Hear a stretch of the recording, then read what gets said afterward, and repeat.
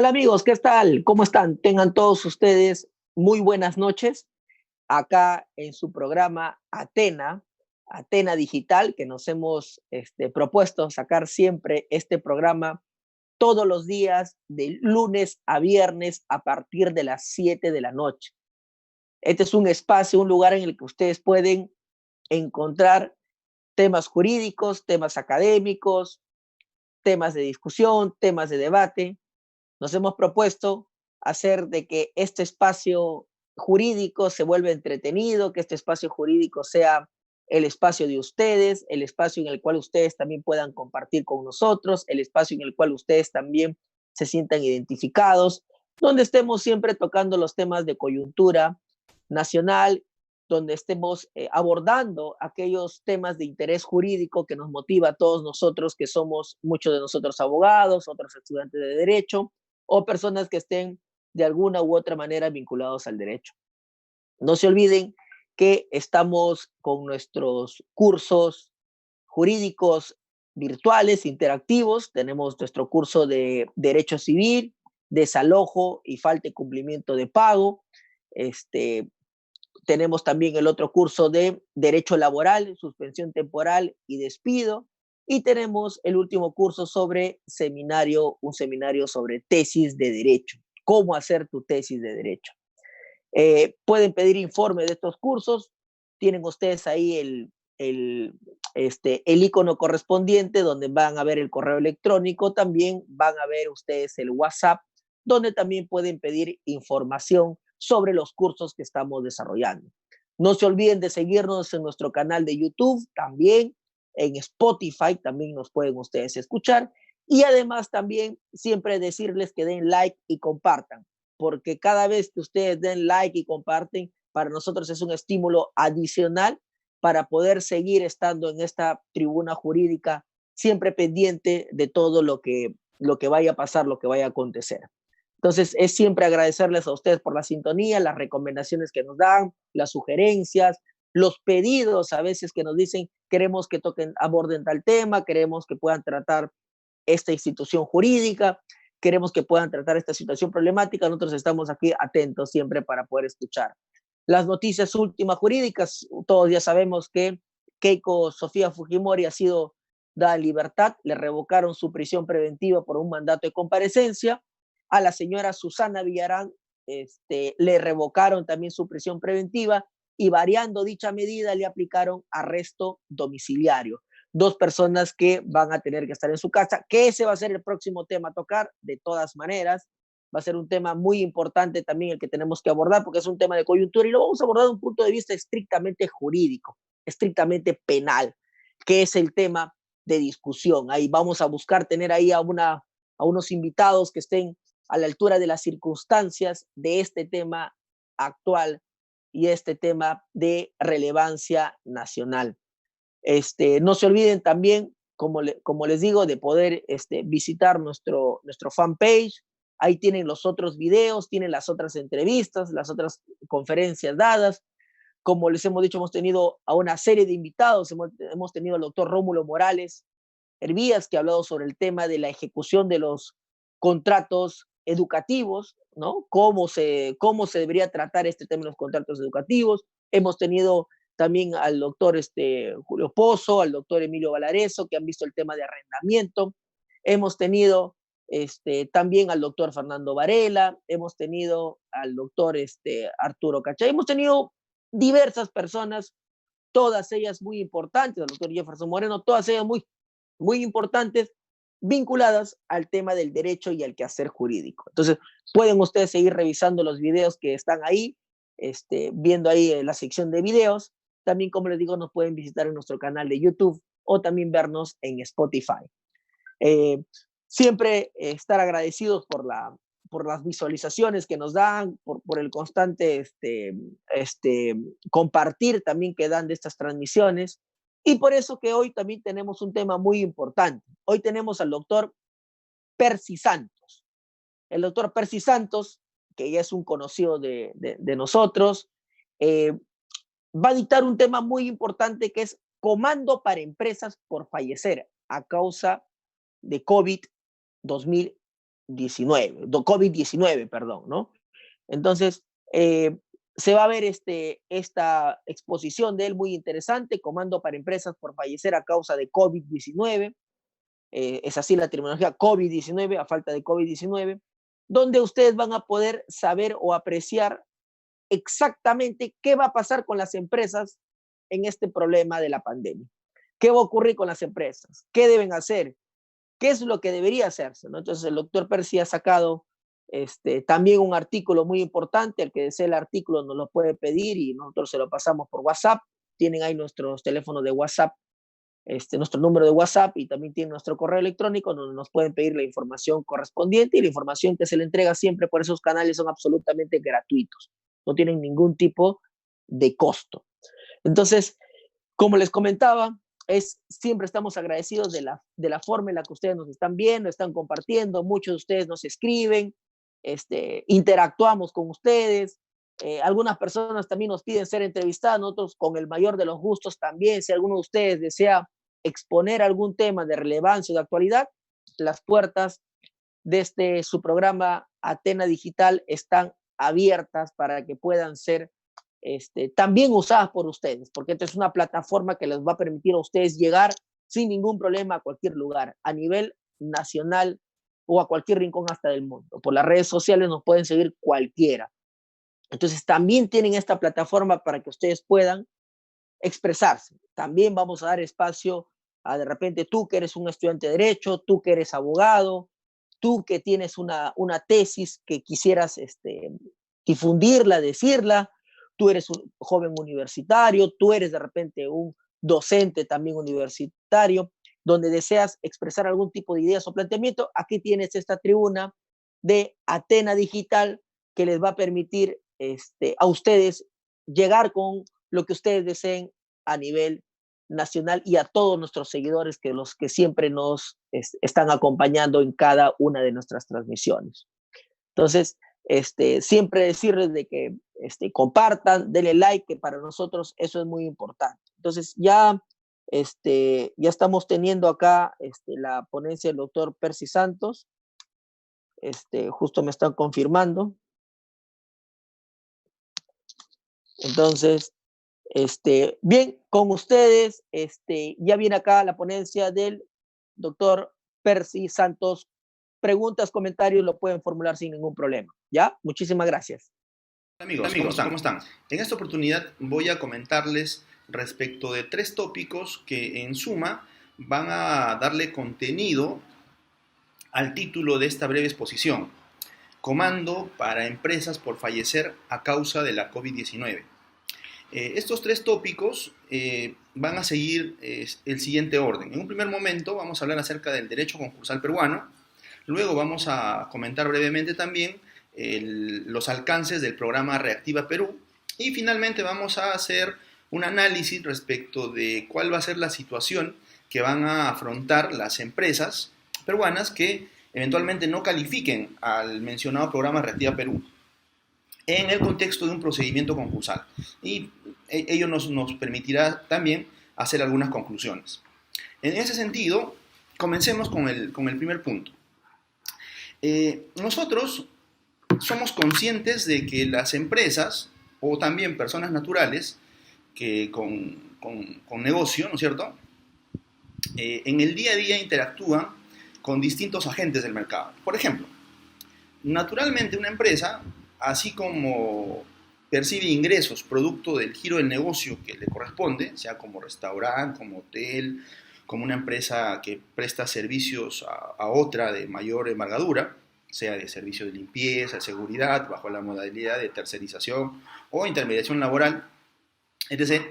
Así como estas empresas generan ingresos por el natural desarrollo de su actividad económica, estas empresas también tienen obligaciones para con distintos acreedores. Por ejemplo, la empresa no solamente tiene que asumir el pago de sus respectivas planillas mes a mes, sino también tiene que hacerse cargo de las obligaciones laborales de tipo como la CTS, las gratificaciones, hacer los aportes que corresponden a las AFPs o a la ONP, dependiendo de dónde se encuentre afiliado el trabajador. De la misma manera, estas empresas tienen que hacerse cargo del pago del impuesto a la renta ante la SUNAT. Y si tuvieran que asumir también por sus respectivos establecimientos el impuesto predial, arbitrios, ¿no es cierto?, impuestos municipales. En la misma línea, podríamos decir que estas empresas, a veces para operar, acceden a financiamiento de parte de las entidades financieras, de los bancos o de las cajas de ahorro. Entonces también de manera periódica no solamente tienen que hacer frente a esas obligaciones que hemos mencionado hasta aquí, sino también tienen que hacerle pago a las respectivas entidades financieras. A la par, tienen que cumplir también con aquellas empresas que son sus proveedores, sea de insumos o materias primas. Considerando toda esa dinámica de un agente del mercado, ¿no es cierto?, en algún momento podría generarse una situación que se conoce como situación de crisis patrimonial o crisis financiera específicamente, en el sentido de que los ingresos que percibe no son los suficientes para hacer frente a toda esta lista de obligaciones de pago que pudiera tener. Cuando surge esta situación, digamos, lo que podría lo que podría generarse como consecuencia es que si la empresa no cumple con sus pagos, naturalmente, por ejemplo, la SUNAT va a iniciar procedimientos coactivos de cobranza. O sea, habrá un procedimiento administrativo por el cual la SUNAT podrá embargar alguno de los bienes o las cuentas de la empresa. Por otro lado, si este deudor tampoco ha hecho frente a sus obligaciones previsionales, o sea, hacer los depósitos de los aportes a las AFPs harán un proceso de cobranza. De igual manera, si tiene deudas que no han sido pagadas a los proveedores, ¿no es cierto?, estos agentes iniciarán sus procesos de obligación de dar suma de dinero en el Poder Judicial. Y así, cada acreedor, si tampoco ha cumplido con el pago de las obligaciones laborales, no sé, sea a través del sindicato o como una acción propia, los trabajadores también harán lo propio para satisfacer su respectiva creencia. Entonces, cuando una empresa llega a este escenario de crisis patrimonial, lo que se desencadena es que todos sus acreedores, por las distintas vías que la ley permite, ejerciten distintas acciones de cobranza, lo que al realizarse de manera desordenada puede dar lugar a lo que se conoce en doctrina concursal como la canibalización del patrimonio del deudor. Es decir, como el deudor tiene pocos activos para cumplir con todas sus obligaciones, todos los acreedores se van a pelear por el poco patrimonio que el deudor pueda tener, para de esa manera tratar de satisfacer su acreencia. Es en ese contexto precisamente que el sistema concursal peruano lo que plantea es procedimientos administrativos que se van a llevar a cabo dentro del INDECOPI, específicamente dentro de la Comisión de Procedimientos Concursales, para tratar de darle una atención a este problema, porque si no existiera este procedimiento concursal, lo que vamos a tener es una superposición de acciones de cobranza y entre todos los acreedores se van a pelear prácticamente por lograr alguna parte del patrimonio del deudor en desorden. Entonces es una cobranza ineficiente, una cobranza donde no necesariamente se va a respetar el orden de prelación de los pagos, considerando su naturaleza, etc. Es por ello que el sistema concursal plantea procedimientos para que todos los acreedores, integrándose a este procedimiento, traten de buscar alguna alternativa para una cobranza ordenada. Y si ello no fuera posible, en todo caso, para que este agente del mercado, digamos, termine disolviéndose, liquidándose y quebrando, ¿no es cierto?, extinguiéndose por consiguiente. Bajo esa premisa, entrando un poco más a detalle, vamos a plantear entonces dos escenarios bien marcados. El primer escenario va a ser cuando una empresa todavía no se encuentra en situación de crisis patrimonial. Es decir, al día de hoy esta empresa está haciendo frente a todas sus obligaciones. Está pagando al banco, está pagando a sus trabajadores, está pagando a las AFPs, está pagando al Seguro Social, está pagando a la SUNAT, es decir, está cumpliendo con todos. Pero como consecuencia de la COVID-19 y la medida de aislamiento que de alguna manera ha implicado que en algunos casos, algunos sectores económicos de golpe paralicen el desarrollo de su actividad económica, pues ya pueden proyectarse y decir que hasta el día de hoy, si bien es cierto, me encuentro al día en todo el cumplimiento de mis obligaciones, en el corto o mediano plazo voy a tener un problema de crisis financiera. No voy a poder hacer frente al cumplimiento de esas obligaciones. En ese sentido, el derecho concursal peruano habilita lo que se conoce como un procedimiento concursal preventivo, al cual únicamente pueden acceder los deudores a solicitud propia, de nadie más. Es decir, la empresa o el deudor en general que vea, o sea, que al día de hoy no se encuentra en crisis patrimonial, pero que ya puede anticiparse y más o menos proyectarse que en el corto o mediano plazo va a encontrarse en esa situación, entonces puede acogerse voluntariamente a este procedimiento concursal presentando una solicitud en ese sentido a la Comisión de Procedimientos Concursales del INDECOPI. Y esta comisión lo que hace es convocar a todos los acreedores de este deudor. Y aquellos, una vez que vean la convocatoria publicada en el Diario Oficial Peruano, se apersonan ante esta comisión presentando una solicitud de reconocimiento de créditos. Entonces, acudirá el banco, acudirán el representante de los créditos laborales, acudirá el representante de los créditos tributarios, se apersonará el acreedor que puede ser un proveedor a quien no se le ha pagado, ¿no es cierto?, respecto de este deudor concursado, y así, todos los acreedores. Entonces, una vez que presenta su solicitud de reconocimiento de crédito, INDECOPI les va emitiendo una resolución de reconocimiento de condición de acreedores a cada uno reconociendo el respectivo importe de sus acreencias. Entonces, una vez que ya se han reconocido estos acreedores, lo que viene a continuación es que la comisión de INDECOPI lo que hace es los convoca a una junta de acreedores. En esa junta de acreedores lo que va a pasar es lo siguiente. El deudor va a poner a consideración de los acreedores reunidos en junta para que aprueben o desaprueben un plan de refinanciamiento. ¿Y en qué consiste este plan de refinanciamiento? Básicamente es una propuesta que realiza el deudor a todos sus acreedores para que reprograme la fecha de vencimiento de su deuda. En ese sentido, es como cuando uno va al banco y negocia, ¿no? Y quiero no pagarte en estos 3 meses, pero a partir del 4.º mes voy a pagar y lo que no te voy a pagar en esos 3 meses se reprograme y se fracciona. Entonces, son alternativas también de reprogramación de pagos.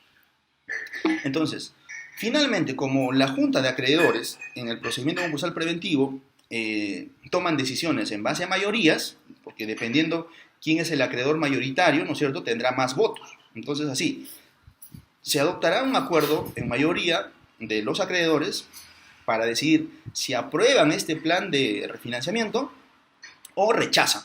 Es decisión de ellos. Y como les digo, nuevamente, es un acuerdo que se adopta por mayoría.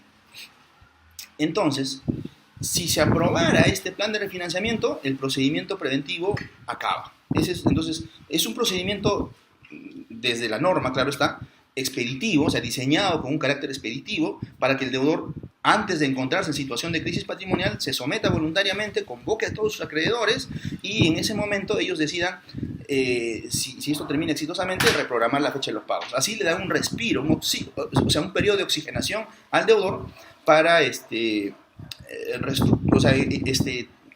a propia decisión hacer todos los correctivos necesarios para efectos de reflotar la empresa en el mercado y nuevamente honrar el cumplimiento de todas sus deudas. Y naturalmente, para que ese plan pueda ser aprobado por la Junta de Acreedores, lo que el deudor suele hacer es ofrecer mejores tasas de interés, ¿no es cierto?, por el tiempo que van a reprogramar la deuda. Entonces, ese es el objetivo del procedimiento concursal preventivo, así de sencillo. Ahora, eso es cuando la empresa se encuentra en un escenario de no crisis todavía, o sea, un escenario de precrisis, podríamos denominarlo. Pero ¿qué pasa si ya, como consecuencia de la COVID-19, la empresa que ya venía con una situación medianamente complicada, a raíz de este evento, se agudizó aún más? Entonces, que al día de hoy esta empresa ya se encuentra en situación de crisis porque desde febrero de este año ya empezó a incumplir con distintos acreedores. Ya no está pagando sus obligaciones. Más aún que ahora, como consecuencia de la para estos 3 últimos meses o 2 últimos meses, ha dejado de tener nuevos ingresos. En ese contexto, esta empresa ya no puede someterse voluntariamente al procedimiento concursal preventivo. Entonces, lo que le queda es, eventualmente, terminar siendo sometido o someterse voluntariamente al procedimiento concursal ordinario, que es el otro proceso principal. Ahora, en el seno del procedimiento concursal ordinario debemos anotar lo siguiente. que hay dos formas de ingresar a este procedimiento. Uno es porque el propio deudor lo solicita y otro es porque sus acreedores lo someten al deudor, aún en contra de su voluntad. ¿Cómo sucede esto? A ver, vayamos por el primer punto. ¿Cómo así el deudor voluntariamente puede someterse al procedimiento concursal ordinario?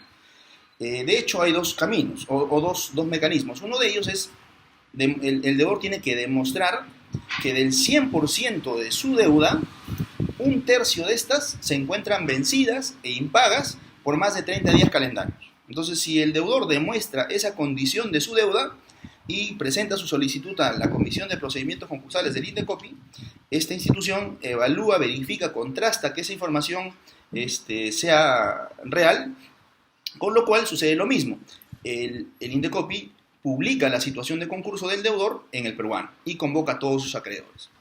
Eso es una forma de cómo el deudor puede someterse voluntariamente al procedimiento concursal ordinario, cuando ya se encuentra en una situación de crisis patrimonial manifiesta. El otro supuesto por el cual también el propio deudor puede someterse a este procedimiento es demostrando que en los últimos periodos económicos anuales ha tenido pérdidas acumuladas, a las cuales, deduciendo las reservas de ley, ¿no es cierto?, del 100% del capital social pagado, las pérdidas superan el 1/3.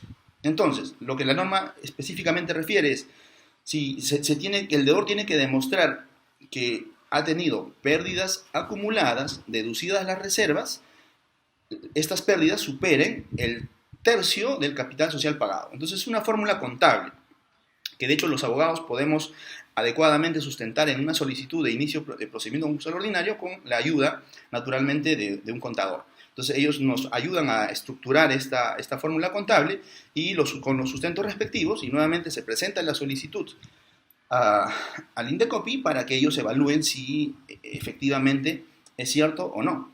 Entonces, si nuevamente se verifica que esta información es lo que viene sucediendo respecto al deudor, entonces nuevamente el INDECOPI declara la situación de concurso de este deudor y se publica en el Diario Oficial Peruano, convocando a todos los acreedores para que nuevamente inicien el procedimiento de reconocimiento de créditos ante esta comisión del INDECOPI, para que estos acreedores se reúnan nuevamente en junta.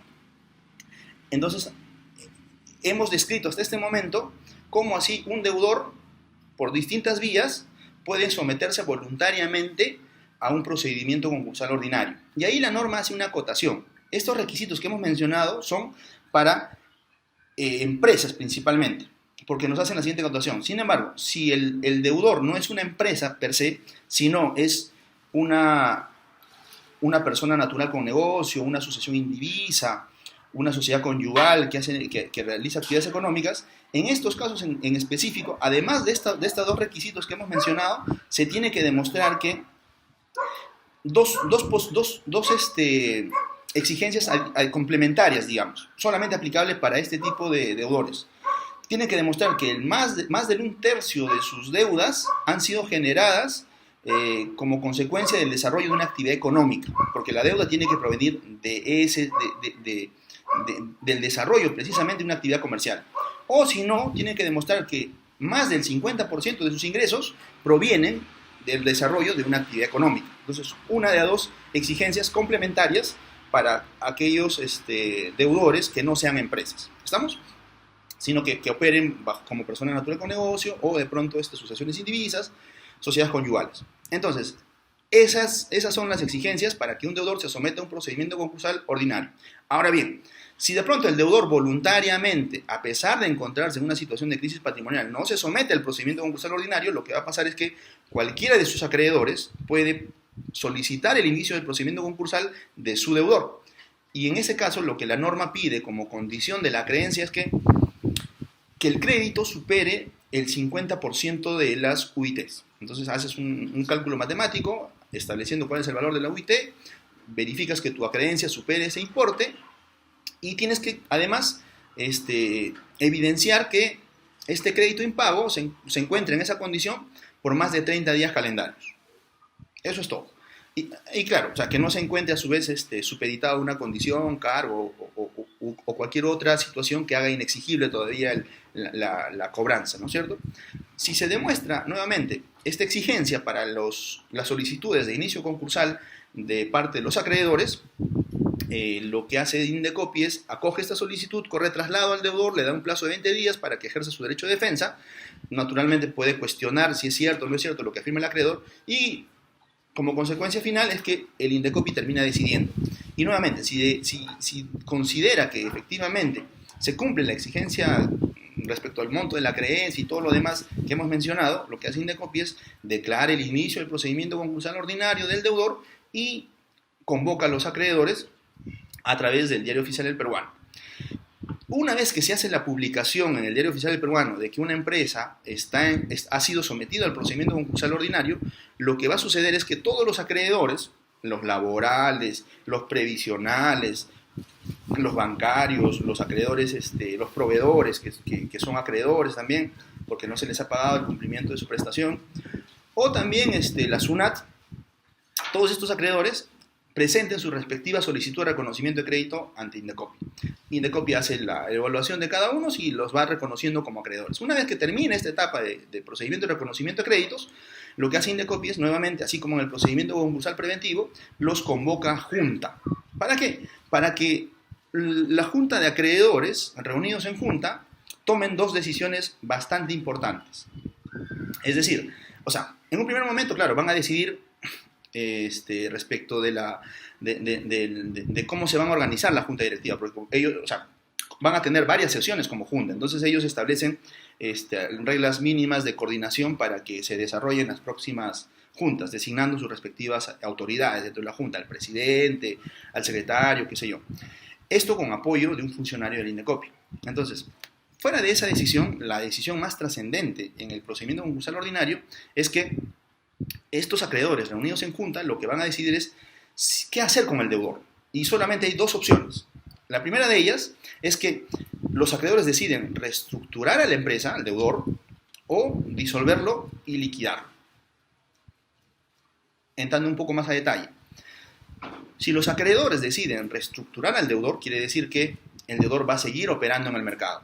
Va a seguir desarrollando su actividad económica con normalidad. Pero y con los ingresos que va generando en el procedimiento de reestructuración, lo que va haciendo el deudor es va a ir pagando a todos los acreedores que están integrados en la junta.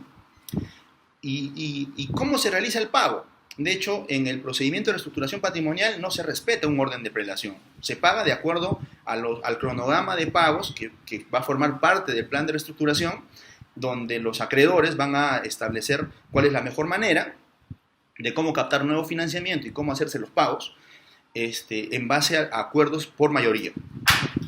En cambio, haciendo un paréntesis, y de hecho los acreedores van a tener incentivos para decidir reestructurar a una empresa cuando la empresa, la marca, su posición en el mercado sea, digamos, viable económicamente hablando. Pero si es una mala marca, no tiene posición en el mercado, el producto que ofrece no tiene una demanda atractiva, entonces naturalmente los acreedores no van a tener ningún incentivo para decidir una reestructuración respecto del deudor. Entonces lo que va a pasar es rechazan esa opción y pueden los acreedores decidir la disolución y liquidación. Y con esto, ¿qué va a suceder? Si acuerdan la disolución y liquidación, se nombra un liquidador quien va a hacer un inventario de todos los activos del deudor y va a realizar la venta de estos bienes. Y con eso va a recaudar fondos o dinero en efectivo para empezar a pagar a los acreedores hasta donde alcance el dinero que pueda obtener. Y en este caso, en el procedimiento de disolución y liquidación, el liquidador sí realiza el pago respetando un orden de prelación. Primero pagará a los acreedores laborales y previsionales, luego los acreedores alimentarios, en un tercer momento los acreedores garantizados, aquellos acreedores, entre comillas, que han sido más diligentes al momento de conceder su crédito, porque tienen una garantía a su favor, una hipoteca, un aval, una fianza, qué sé yo. En un cuarto orden de prelación vamos a encontrar a los acreedores tributarios, ahí está la SUNAT. Y en un quinto orden vamos a encontrar a los otros acreedores que no están en ninguno de los órdenes anteriores, a los cuales se les denomina como acreedores quirografarios. Entonces ahí van a ingresar precisamente quienes sean los proveedores de bienes y servicios o insumos en general del deudor concursado, porque usualmente la dinámica del mercado enseña que estos proveedores realizan el giro de su negocio en base a la confianza, ¿no? No es que piden garantías ni nada por el estilo. Entonces, la mayoría de acreedores van a estar ahí, en el quinto orden de prelación. Entonces, el liquidador va pagando de acuerdo a este orden de prelación. Y nuevamente, repito, este orden no se respeta si los acreedores reunidos en junta deciden la reestructuración. Solo se respeta cuando deciden la disolución y liquidación.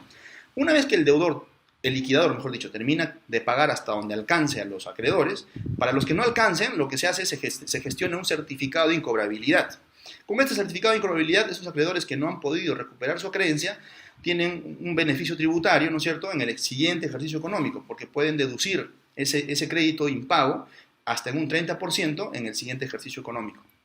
Entonces, digamos que los acreedores que están en los últimos órdenes de prelación, al menos ese es el incentivo para que participen de este procedimiento concursal ordinario.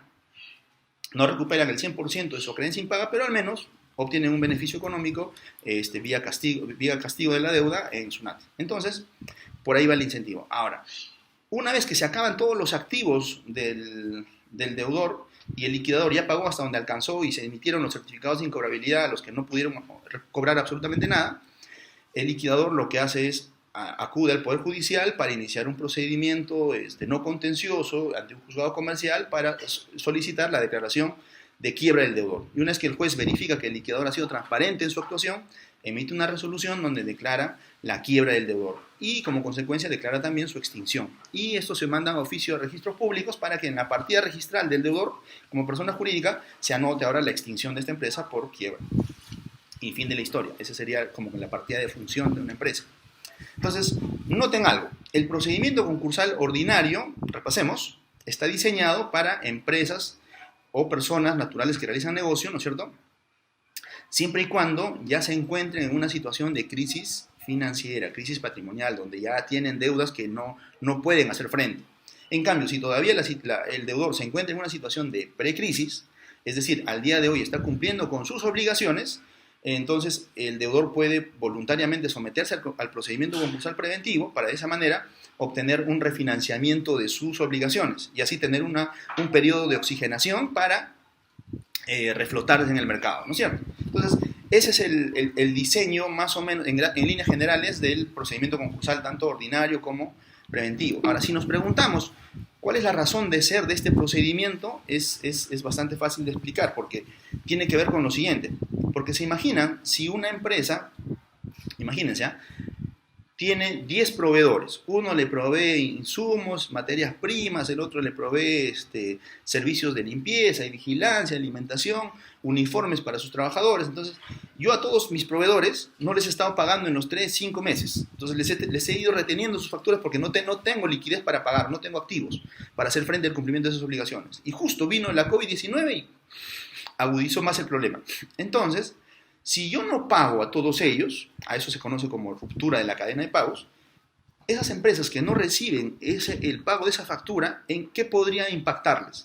También podría significar una crisis para ellos, porque si no tienen este ingreso, a lo mejor es su ingreso principal, esa otra empresa no va a poder pagar tampoco la planilla de sus trabajadores, ni tampoco va a poder pagar a sus proveedores. Y así esto se va haciendo una ruptura de la cadena de pagos. Entonces, si se dan cuenta, el sistema concursal está diseñado para proteger a los acreedores y como consecuencia de esto, evitar que en el mercado se genere una ruptura de la cadena de pagos, porque si se rompe esta cadena de pagos, hay un riesgo de que se genere quiebras en cadena o situaciones de crisis patrimonial en cadena entre uno y otro agente. Es contagioso, así como la COVID-19. Entonces, esa es la razón de ser del procedimiento concursal.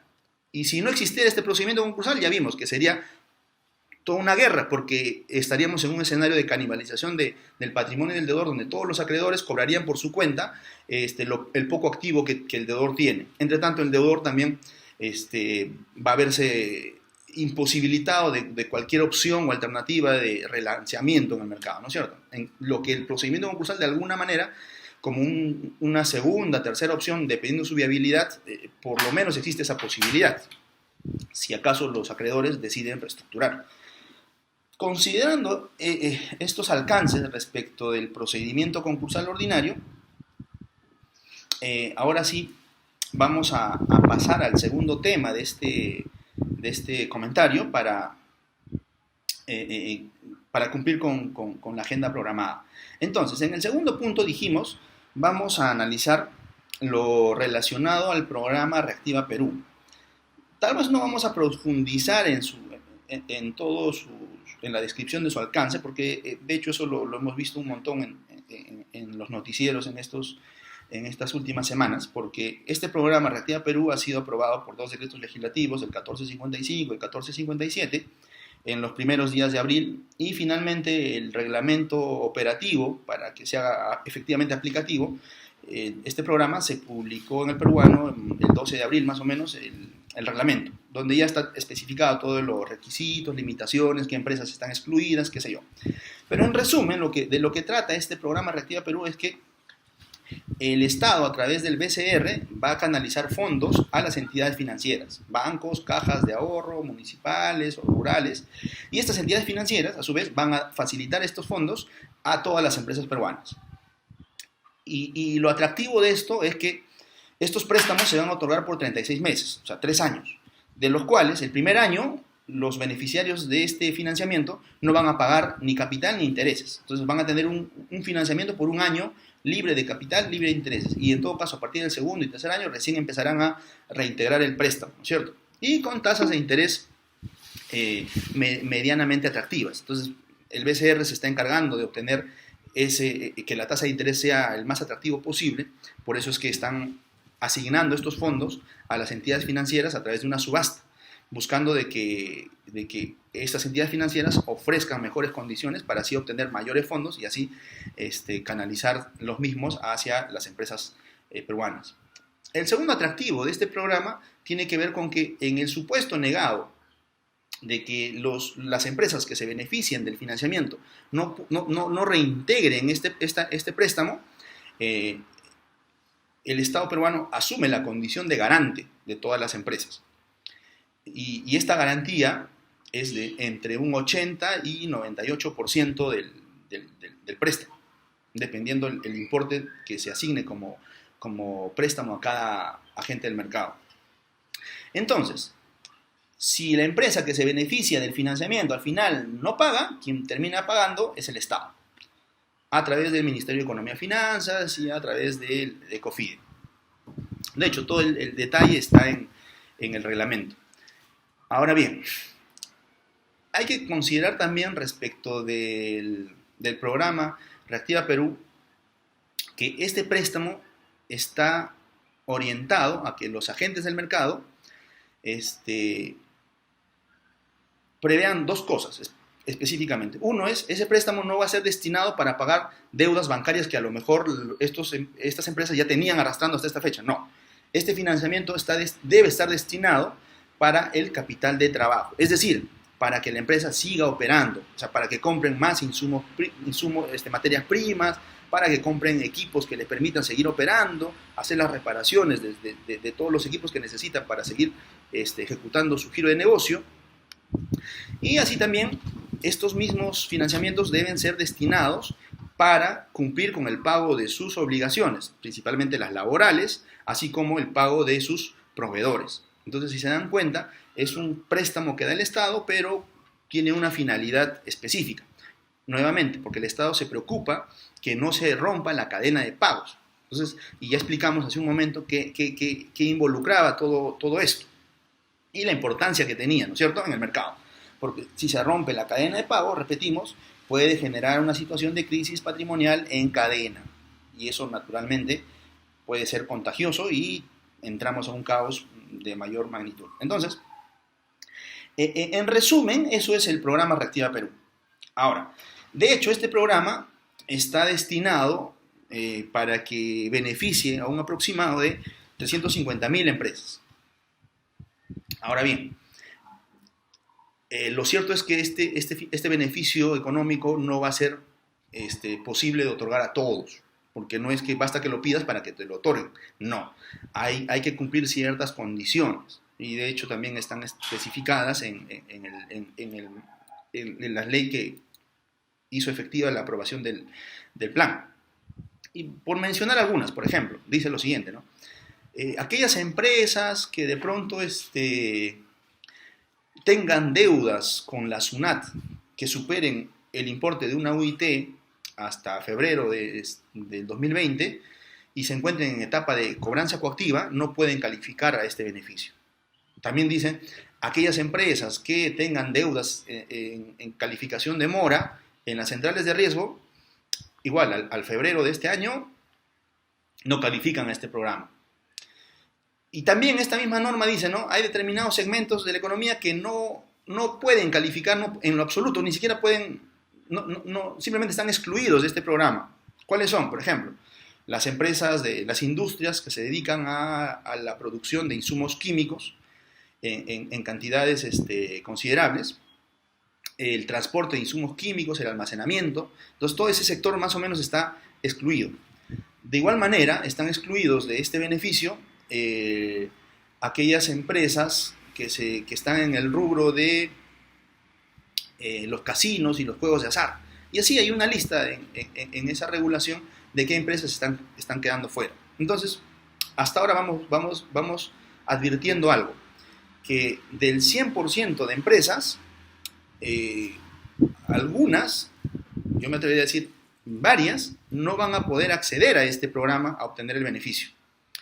Y de hecho, para esto voy a citar algunos datos que he podido revisar, por ejemplo, en la revista Semana Económica, que se publicó el último 19 de abril, en el cual, por ejemplo, se entrevistó al presidente de la Caja Huancayo, que de hecho es una entidad financiera que conoce bastante bien y de cerca a las micro y pequeñas empresas, porque son su principal cartera de clientes. Entonces, lo que él comentaba es que, decía, ¿no?, que prácticamente el 90% de empresas, de estas micro y pequeñas empresas, operan en el mercado peruano de manera informal. O sea, el 90%. ¿Y qué significa que operen de manera informal? Pues simplemente no tienen a los trabajadores en planilla, o no declaran los impuestos que le corresponde pagar, operan en el mercado sin permisos ni licencias, o aquellos títulos habilitantes que la regulación específica del segmento donde operan exige. Son empresas que operan entre comillas, hasta de manera clandestina. Entonces, esas empresas de por sí ni siquiera se van a atrever a tocar la puerta para acceder a este beneficio. En la misma línea, Eduardo Jiménez, que es un analista senior de Macroconsult, lo que refiere en esta misma revista de Semana Económica es que en el Perú, de acuerdo a la última data que manejan, el empleo, o sea, del 100% de empleos en el Perú, el 73% los generan estas micro pequeñas empresas. Entonces, esos indicadores nos van dando alguna línea de que un grueso de empresas, en realidad, no van a cumplir las exigencias o limitaciones, o condiciones, del programa Reactiva Perú.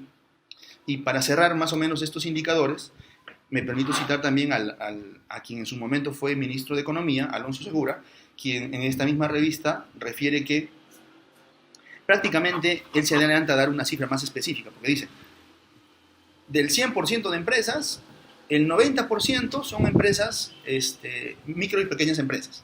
De este 90%, apenas un 20% es posible que califique al programa Reactiva Perú tal cual está diseñado en estos momentos. Entonces hay un grueso de empresas que no van a calificar. Entonces, si este grueso de empresas no va a calificar al programa de Reactiva Perú, la pregunta es, ellos que también se están viendo afectados por la medida de aislamiento a causa de la COVID-19, ¿qué otra respuesta tiene? Seguramente en los próximos días días, me atrevería a decir, el gobierno nuevamente haga algunos ajustes al programa Reactiva Perú o busque mecanismos alternos para ver cómo se aborda este tema, pero por lo pronto, hasta el día de hoy, no hay nada. Entonces, si el panorama seguiría así, sin que se adopte ninguna medida para empresas que no califiquen al programa Reactiva Perú, la conclusión va a ser la siguiente, que muchas de ellas van a encontrarse en situación ya sea de precrisis, es decir, que todavía no les llega la crisis patrimonial, o a lo mejor otras ya van a estar en una situación de crisis. Entonces, es oportuno decir que y con esto empezamos a desarrollar el tercer punto de esta exposición, que el procedimiento concursal peruano va a empezar a tomar protagonismo en este escenario, porque si las empresas no califican al programa Reactiva Perú y todavía están en situación de precrisis, naturalmente van a ir a acogerse en lo posible al procedimiento concursal preventivo para, en lo posible también, evaluar una posibilidad de que se refinancien el vencimiento de sus obligaciones. Entonces se convocará a todos sus acreedores para que reunidos en junta decidan si es posible o no reprogramar el cronograma de sus pagos. En ese sentido, también si las empresas ya están en situación de crisis patrimonial a causa de la COVID-19, lo que va a suceder es que estas ya no van a poder someterse al procedimiento concursal preventivo porque ya tienen sobre sí la crisis patrimonial. Entonces lo que les va a quedar es que voluntariamente se sometan al procedimiento concursal ordinario o algunos de sus acreedores los termine sometiendo al procedimiento en mención. Entonces, por uno u otro lado, y aquí viene un poco la reflexión que podríamos permitirnos, es que al día de hoy, y esto lo digo por conocimiento de causa, las solicitudes para un inicio de procedimiento concursal preventivo u ordinario, o sea, presentas la solicitud para que Indecopi se pronuncie, demora en un aproximado de 3 meses. 3 meses, o sea, solo para que te digan si ingresas al procedimiento concursal. Y de ahí hasta que hagan la convocatoria a la Junta de Acreedores y los acreedores inicien su procedimiento de reconocimiento de créditos y logren la instalación de la Junta y se lleve a cabo la reunión para que decidan, en el caso del preventivo, si aprueban o rechazan el plan de refinanciamiento, o en el concurso ordinario, si reestructuran o disuelven y liquidan al deudor. O sea, es un procedimiento que tiene sus limitaciones, no solo a nivel normativo, sino también en el plano operativo. Lo que finalmente hace que estos procedimientos son bonitos en la norma, pero en la realidad estos procedimientos no terminan por lograr sus objetivos, porque si ahorita una empresa está en situación de precrisis todavía y acude al procedimiento concursal preventivo, la demora en atención va a hacer que esta empresa, cuando ya se instale la Junta de Acreedores, o sea, ya no va a tener sentido que se apruebe su programa de refinanciamiento, porque en ese momento ya van a estar ya en situación de crisis manifiesta. Y si van al procedimiento concursal ordinario, a lo mejor ingresaron al ordinario con cierta expectativa o cierto indicador de que podrían a lo mejor reestructurarse, pero por toda la burocracia que caracteriza este procedimiento en la etapa inicial, llegado el momento cuando los acreedores ya están reunidos en junta para decidir si reestructuran o liquidan, la única opción manejable en ese momento va a ser, a estas alturas ya la empresa está, pero en la realidad, quebrada. Entonces lo que hay que hacer simplemente es seguir un procedimiento para formalizar algo que ya sucedió en la realidad. Entonces, digamos, los procedimientos en mención terminan perdiendo parte de sus objetivos, ¿no? Entonces, por ahí más o menos era a donde quería apuntar como reflexión final, y de ahí también el título, ¿no?, de esta breve exposición. Preparemos un comando, ¿cierto?, para el tratamiento de empresas por fallecer a causa de la COVID-19. Así como el ministro de Salud en su momento hizo esta declaración, o sea, es un escenario no deseado, pero también es algo que va a pasar o puede pasar en la realidad. Tengamos preparado un comando para recoger los cadáveres de las personas que fallezcan, no en los hospitales, sino en sus domicilios, en las calles, en los albergues, en los centros penitenciarios, porque con todo un protocolo, ¿no es cierto? Entonces, haciendo un símil, así como para las personas naturales no hay tantos respiradores artificiales o cámaras UCI, también para las empresas, cuando esto se desencadene, porque ya dijimos, de acuerdo a los indicadores que hasta ahora conocemos, muchas o el grueso de las empresas no van a calificar al programa Reactiva Perú, y ellas van a tener la necesidad de respiradores artificiales también, ¿no es cierto?, o cámaras UCI, que el sistema concursal, que es una especie símil del hospital para las personas naturales, tampoco se van a abastecer de todo lo que requieran a nivel operativo para canalizar el logro de los objetivos en los dos procedimientos principales, que es el preventivo y el ordinario. Entonces, básicamente ese era el objetivo de esta breve exposición. Espero haya sido de su agrado. Y en todo caso, quienes pretendan profundizar un poco más en lo que ha sido el tema central de este análisis, me escriben a mi correo electrónico o a través de Facebook, y encantado de poder compartirles un artículo que yo escribí sobre este tema, donde hay mayor información específica con indicadores económicos, con las respectivas normas del derecho concursal que de manera específica se aplica en cada etapa, ¿no es cierto? Y con mayor, explicado todo esto con mayor amplitud. Sin más, me despido y hasta una nueva oportunidad. Hasta luego.